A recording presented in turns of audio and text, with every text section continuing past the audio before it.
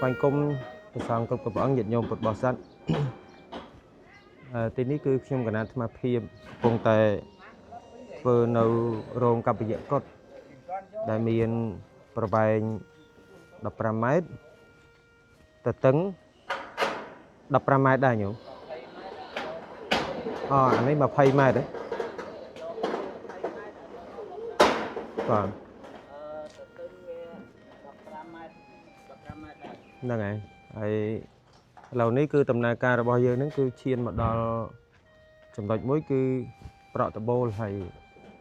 ការប្រក់ដបូលនេះគឺញោមគណៈកម្មការគាត់អ្នកចាត់ចែងនោះទេហើយថាវិការក៏បង្វេសខ្ចីពីនេះពីនោះខ្លះហើយបានពីពុទ្ធបរិស័ទខ្លះអញ្ចឹងហើយវីដេអូនេះចង់ជាដល់ពុទ្ធបរិស័ទថាមកភាពសូមអំពាវនាវបន្ថែមដែរពុទ្ធបរិស័ទឆ្ងាយមិនតាន់បានដឹងក៏មិនតាន់បានចូលរួមព្រមរយៈនៃការធ្វើនេះស្មានទៅបានផុសប្រមាណទេដោយសារមានធនធានជាមូលដ្ឋានគ្រឹះ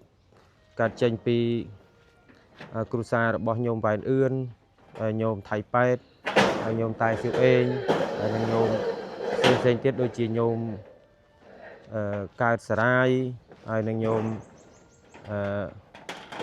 សាមណេរញោមធាដែលគាត់រួមចូលគ្នានឹងបានថវិកានឹងប្រើប្រាស់ហើយរួមនឹងថវិកាបនផ្កាប្រាក់នឹងបានប្រហែលជាចូលជាង$3000ហើយមកចាត់ចែងជាអាចចូលលបាក់4000អីហ្នឹងឯងដែលយើងចាត់ចែងហើយយើងខ្ចីខ្ញុំគណៈកម្មការគាត់ខ្ចីថវិកាសាច់ញាតិគាត់ខ្លះដើម្បីមកធ្វើអញ្ចឹងវាបានទៅជាទុនពីខាងដើមហើយសម្រាប់បន្តកិច្ចការងារធ្វើអញ្ចឹងហើយសេះសល់ពេលហ្នឹងអាត្មាក៏សម្រេចចិត្តធ្វើវីដេអូអំពាវនាវដល់ពុទ្ធបរិស័ទដែលចង់ចូលរួមជួយធ្វើកប្បយៈកុដហើយពន្យល់ពាក្យកប្បយៈកុដនេះមួយម៉ាត់ថាកុដសម្រាប់ផាត់ឬក៏កុដចំអិនផាត់ហើយអញ្ចឹងកុដនេះគឺសម្រាប់ទុកដាក់ក្នុងការចំអិនផាត់អញ្ចឹងសំណួរសួរថាតើកាលកន្លងមកមានដែរឬទេកន្លែងដែលយើងរៀបចំដើម្បីចង្ហាន់ប្រសង់អីមានចាំតិចទៀតអាត្មានាំទៅមើលឥឡូវនាំពុទ្ធបរិស័ទមកមើលផ្នែកខាងក្នុងសិនយើងមិនទាន់បានជារបៀបរៀបរយទេដោយសារខ្វះថវិការៀបចំគោរពហើយទីនេះគឺជាទីកន្លែងទុកដាក់ចានឆ្នាំងសម្រាប់ប្រសង់លោកប្រើប្រាស់ឆាន់ហើយមួយរយៈពេលមុនចូលឆ្នាំនេះយើងផ្អាកមកស្មៅដោះក៏នៅដាក់ដីក្រហមថែមដើម្បីអាប់វាឲ្យណែនហើយបានយើងរៀបគោរពទៀតបើមកល្វែងនេះដាក់ចានឆ្នាំងទូសម្ភារៈប្រើប្រាស់របស់ប្រសង់ដែលត្រូវប្រើប្រាស់ហើយទីកន្លែងខាងនេះនឹងសម្អាតចានមានផតសម្រាប់សម្អាតចានខាងនេះហើយសម្រាប់លាងចានលាងបាតប្រសង់អីនៅខាងនេះដាក់ជាធ្នៅឲ្យផងហើយខាងនេះគឺសម្រាប់ទុកដាក់ធ្វើជាកន្លែងទុកដាក់ចង្ហាន់ចំអិនរួចហ្នឹងយើងមានធ្វើទូតុកពាត់ជំវិញមួយជុំនេះហើយយើងអត់ទាន់មានថវិកាដើម្បីបន្តរៀបការ៉ូទេហើយតនេះគឺត្រូវចោះដើម្បីបញ្ជូនចង្ហាន់ពេលទៅចាំបាច់ត្រូវទៅក្នុងសាលាធម្មសភាចាស់បាទអញ្ចឹងងាកមកមើលប៉ាក់ល្វែនទៅគឺគ្រាន់តែប៉ុណ្ណេះគឺ10ម៉ែត្របាទ10ម៉ែត្រតចេញទៅក្រៅចូល15ម៉ែត្រទៀតអញ្ចឹងទទឹងនេះគឺ5-10ម៉ែត្របើដោយមិនចេះអាចចូល20ម៉ែត្រហើយនៅបន្តធ្វើនៅបន្ទប់សម្រាប់ញោមគាត់មកចំអិនអាហារប្រចាំថ្ងៃក្តីឬក៏ញោមគាត់អញ្ជើញមកម្ដងម្កាលគាត់ចង់មកធ្វើចង្ហាន់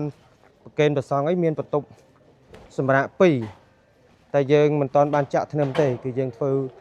ចេញពីប្រឡោះនេះបាទនេះសម្រាប់ញោមដែលមានអាងទឹកមានបន្ទប់ទឹកអីឃើញទេណែអញ្ចឹងមានបន្ទប់អីសម្រាប់ជូនញាតិញោមអីដែលគាត់មកចំអិនផតប្រគេនព្រះសង្ឃប្រចាំថ្ងៃហើយឥឡូវចូលមកដល់ថា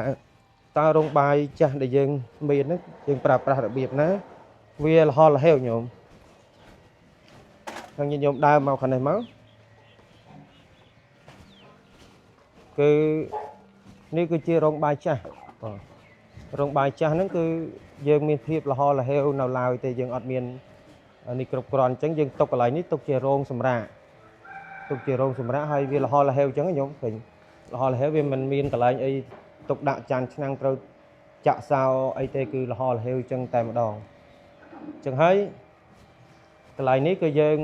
មិនរើទៅណាទេក៏យើងរក្សាទុកធ្វើជារោងសម្រាប់ទុកដាក់ឬក៏ហៅថាសម្រាប់ពុទ្ធបរិស័ទអាចមកទទួលទានអាហារនៅនេះខ្លះអញ្ចឹងយើងវិលចុំមកគឺសរុបមកវិញសម្ភារៈមួយចំនួនជាច្រើនដែលយើងត្រូវយកទៅរៀបចំនៅខាងក្នុងអញ្ចឹងមានការចាំបាច់ហើយនៅខាងក្រោយសាលានេះស្រេចមានបន្ទប់ទឹកមួយជួរស្រេចបងនេះត្រូវបោសសម្អាតឲ្យស្អាតដើម្បីរៀបចំសម្រាប់ញាតិញោមគាត់មកសម្រាប់មានបន្ទប់ទឹកចូលជាង10ចូល10បន្ទប់ជាងហើយនេះជាក្រានបាយសម្រាប់ដាំបាយធំពេលមានកម្មវិធីអីយើងមានហើយយើងនឹងមានការរៀបចំបន្តធ្វើរោងនៅទីនេះទៀតនៅចឹងវិលមកកន្លែងដើមនេះវិញចង់បញ្ជាក់ថាកិច្ចការងារនេះគឺអាត្មាចង់ឲ្យបានរួចរាល់នៅមុន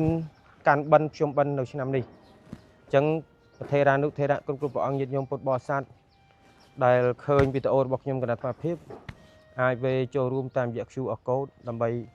ជួយកសាងកប្បយៈកុដឬក៏រោងផាត់សម្រាប់ប្រគេនចំពោះព្រះសង្ឃនេះទីកន្លែងនេះគឺសង្ឃឹមពុទ្ធបរិស័ទជួយបន្តឲ្យមកមានតែពឹងពោពំនាក់ស្រ័យដល់ញាតិញោមថានឹងជួយកិច្ចការងារនេះឲ្យបានដំណើរការឲ្យរួចរាល់រវាងមុនកាន់បិណ្ឌនិងភ្ជុំបិណ្ឌហើយការចូលរួមរបស់ញាតិញោមពុទ្ធបរិស័ទគឺជាការជ្រោមជ្រែងឧបត្ថម្ភនៅក្នុងវត្តយើងមកភាពមិនមានអីទៀតទេខំថាញាតិញោមពុទ្ធបរិស័ទជ្រាបតាមរយៈវីដេអូនេះហើយប្រកេនពរសម្រាប់ពុទ្ធសករាជថ្មី2570ទៅតែពីម្សិលមិញនេះចឹងហើយសូមប្រកបទៅដោយសិរីសួស្តីជ័យមង្គលវលសុខគ្រប់ប្រការអស់កាលតរៀងទៅស្វែងគំរាមនិងចម្រើនពលា